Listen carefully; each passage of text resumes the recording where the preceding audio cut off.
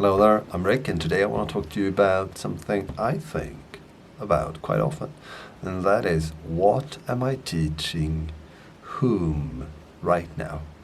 For me, that's a reminder that to stop up in the moment and think about, wait a minute, what is whatever I'm doing right now for? Who is it for? And is that what I'm doing right now, is that really an effective way of getting that behavior change?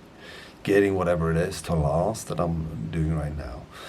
And I don't know where I picked this up. I'm surely not the first one to think about it.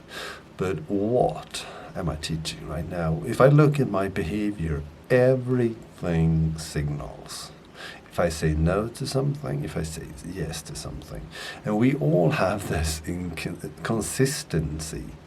We have this theory in what we're teaching, who is going to change as a result of it.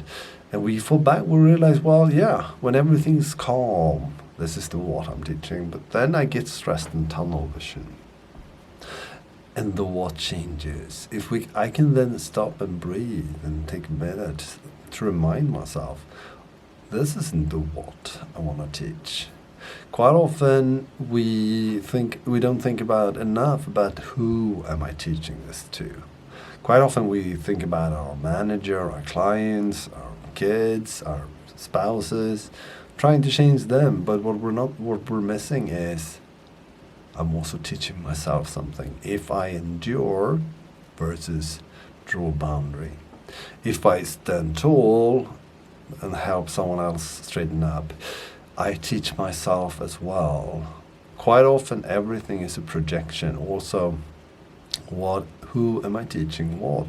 Am I really teaching her or him? Or is this more about me? The change I'm seeking right now.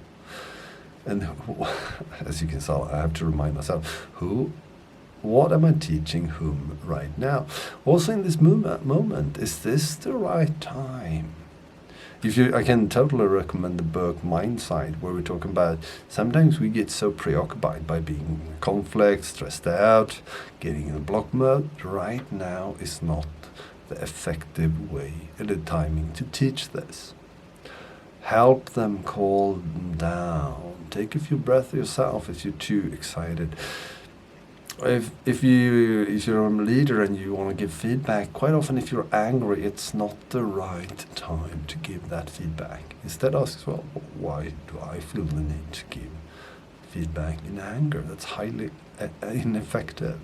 So, and of course anger is good, but that's a totally different thing. But is this the right time for the change I'm trying to push, the behavioral nudge I want to give, the feedback, the teaching?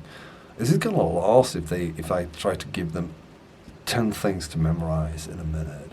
Or if someone is right now heading up to stage to teach, to talk, they're probably not.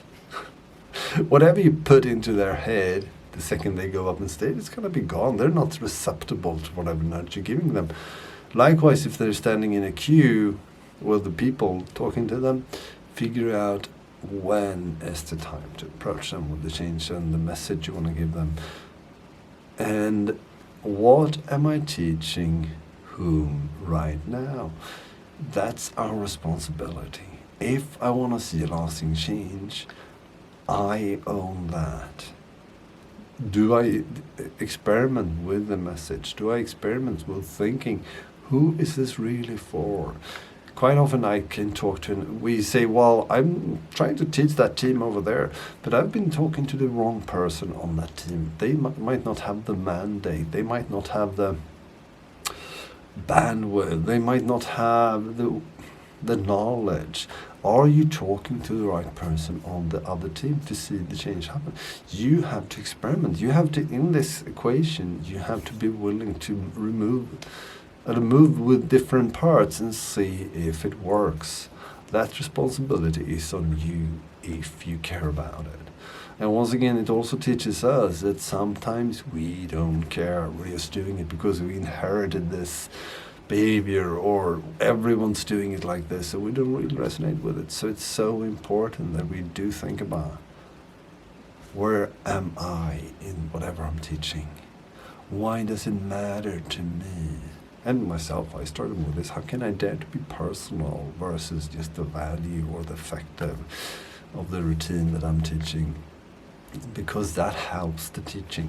I'm still learning how to be a good teacher. I'm not really good at that. I'm good with computers, not really with people.